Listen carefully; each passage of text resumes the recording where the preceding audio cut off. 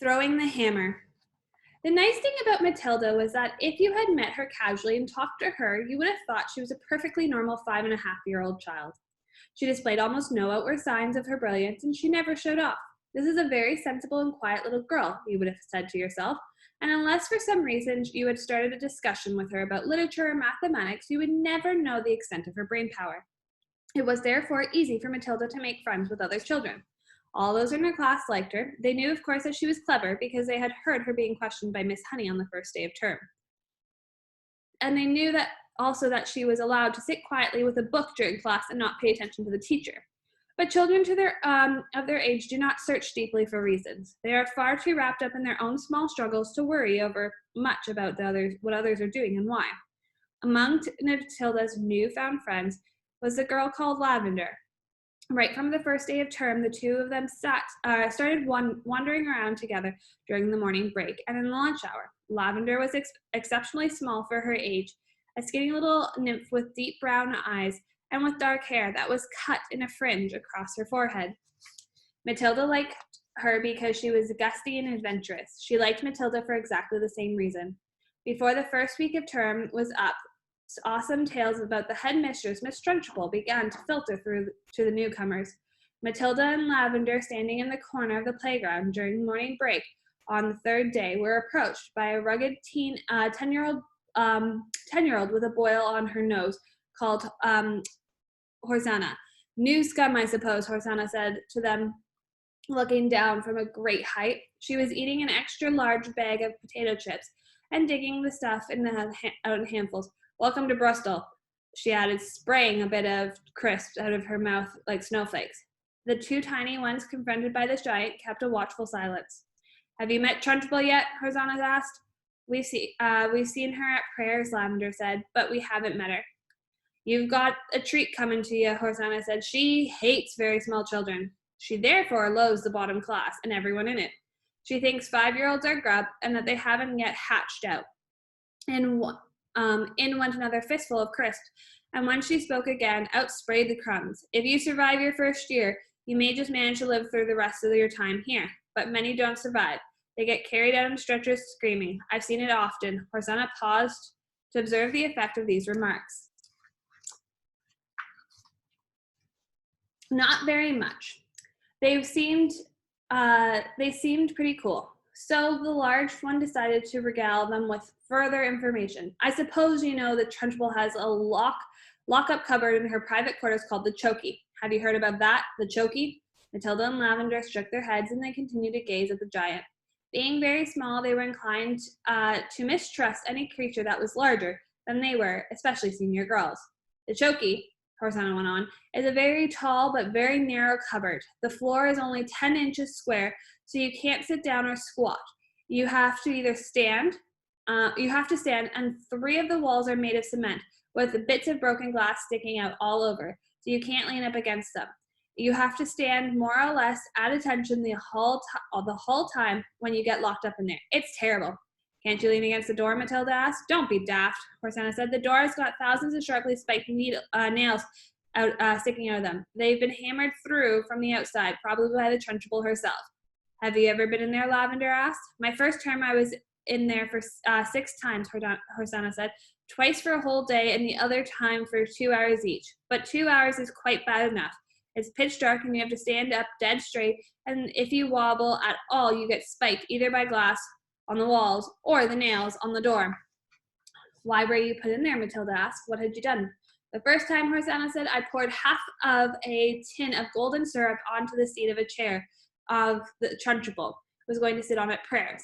It was wonderful. When she lowered herself onto the chair, there was a loud squelching noise similar to the one that made by a hippopotamus when lowering a foot into the mud on the banks of the Limpo River. But you're too small and silly to have read Just So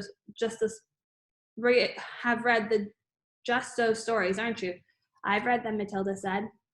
You're a liar, Hosanna said amiably. You can't even read, but no matter. So when the Trunchbull sat down, the golden syrup, the squelch was so beautiful. And when she jumped up again, the chair sort of stuck to the seat of those awful green breeches she wears and came up with her for a few seconds until the thick syrup slowly came unstuck. Then she clasped her hands to the seat of her breeches, and both hands got covered with muck. You should have seen her, she should have heard her bellow. But how did she know it was you, Lavender asked. A squirt called Ollie Bog Whistle sneaked on me, Hosanna said. I knocked his front tooth out. And the Trunchbull put you in the chokey for the whole day, Matilda said, gulping. All day long, Hosanna said. I was off my rocker when she let me out. I was babbling like a silly person. What were the other things that you did to get put in the chokey, Lavender asked. Oh, I can't remember all of them now, Hosanna said. She spoke with the air of an old warrior who has been in so many battles that bravery has become commonplace. It's all so long ago, she added, stuffing more crisps into her mouth. Ah, yes, I can remember one. Here's what happened. I chose a time when I knew the Trunchbull was out of the way, teaching the sixth formers, and I put my hand up and asked to go to the bogs. But instead of going there, I sneaked into the Trunchbull's room. After a speedy search, I found the drawer where she kept all of her gym pants. Go on, Matilda said, spellbound. What happened? I had sent away by the post, you see, this very powerful itching powder. Hosanna said, it cost 50 pence a pack, and it was called the Skin Scorcher. The label said it was made up from a powdered teeth of deadly snakes, and it was guaranteed to raise welts on the size of walnuts on your skin. So I sprinkled the stuff inside a pair of her pants and in the drawers, and then folded them up again very carefully. Hosanna paused to cram some more crisps into her mouth. Did it work? Lavender asked. Well, Hosanna said a few days later during prayers, the Trunchbull suddenly started scratching herself like mad down below. Aha, I said to myself, here we go. She's changed from Jim already. It was pretty wonderful to be sitting there watching it all and knowing I was the only person in the whole school who realized exactly what was going on inside the Trunchbull's pants. And I felt safe too. I knew I couldn't be caught. Then the scratching got worse and she couldn't stop. She must have thought she had a wasp nest down there.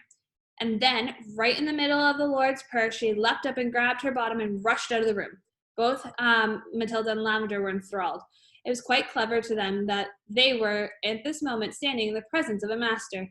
Here was somebody who had brought the art of skullduggery to the highest point of perfection. Somebody moreover, who was willing to risk life and limb in pursuit of her calling. They gazed in wonder at the goddess, and suddenly, even the boil on her nose was no longer a blemish, but a badge of courage. But how did she catch you that time? Lavender asked. She didn't, Hosanna said. But I got a day in the chokey just the same. Why? They both asked. The Trunchbull, Hosanna said, has a nasty habit of guessing when she doesn't know who the culprit is and makes a guess at it.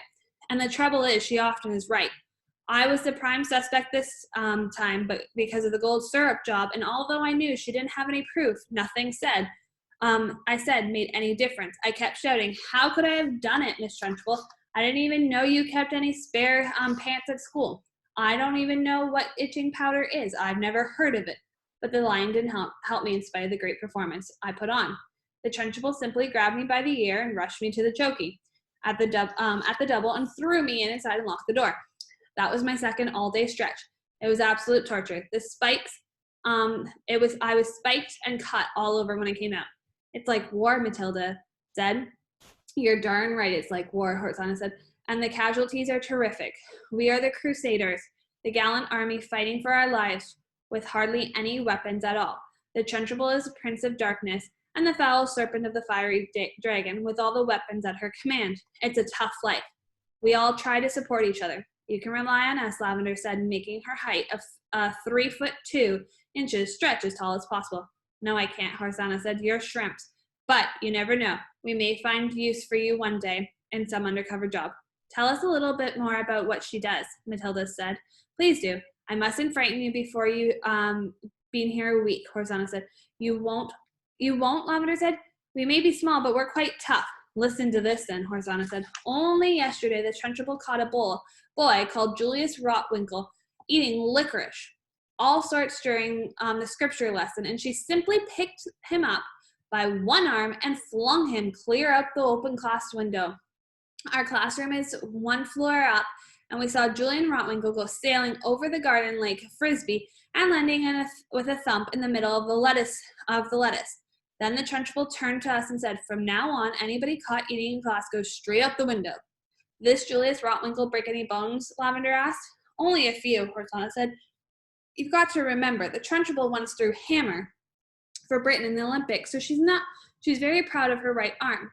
"What starring hammer?" Lavender asked. "The hammer," Horsana said, "is actually a ruddy great cannonball on the end of a long bit of wire, and the thrower whisks it around and around his or her head faster and faster, and then lets go.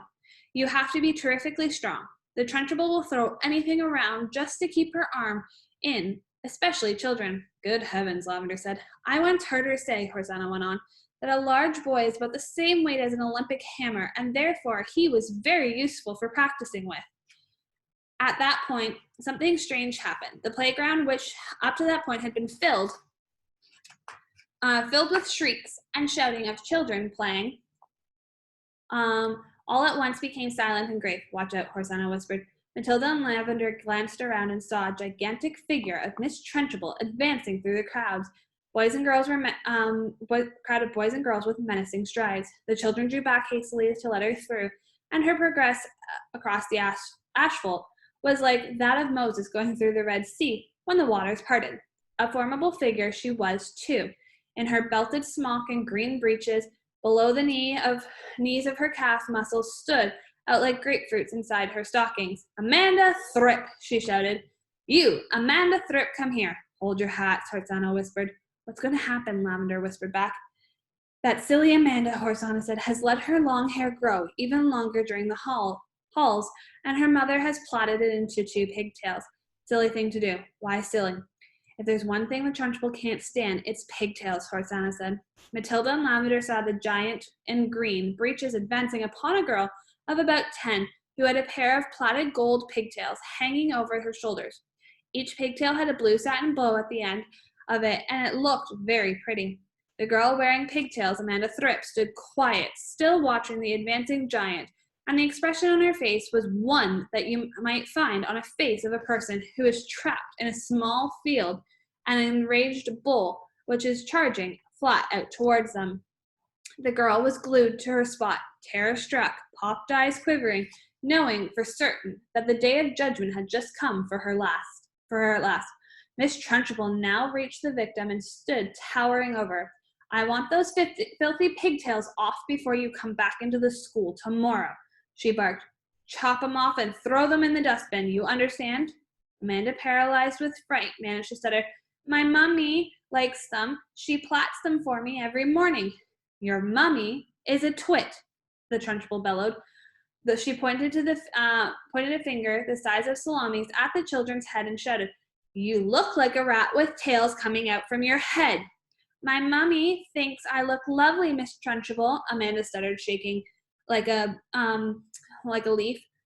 "I don't give a tinker's what your mummy thinks," the Trunchbull yelled.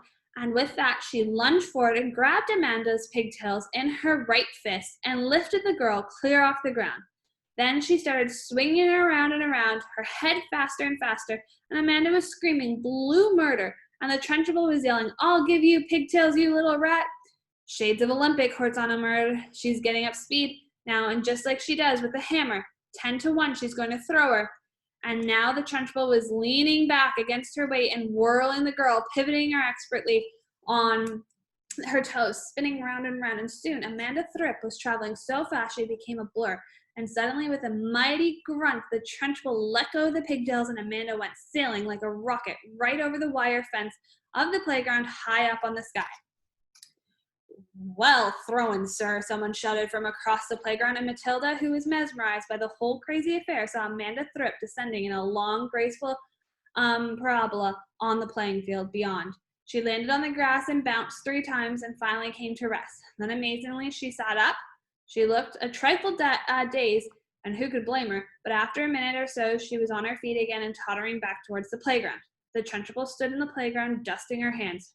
"Not bad," she said, "considering I'm not in strict training. Not bad at all." Then she strode away. "She's mad," Horsana said. "But don't the parents complain?" Matilda asked. "Would yours?" Horsana asked. I know mine wouldn't. She treats the mothers and fathers just as the same as the children, and they're scared to death of her. I'll be seeing you sometime, you two. And with that, she sauntered off.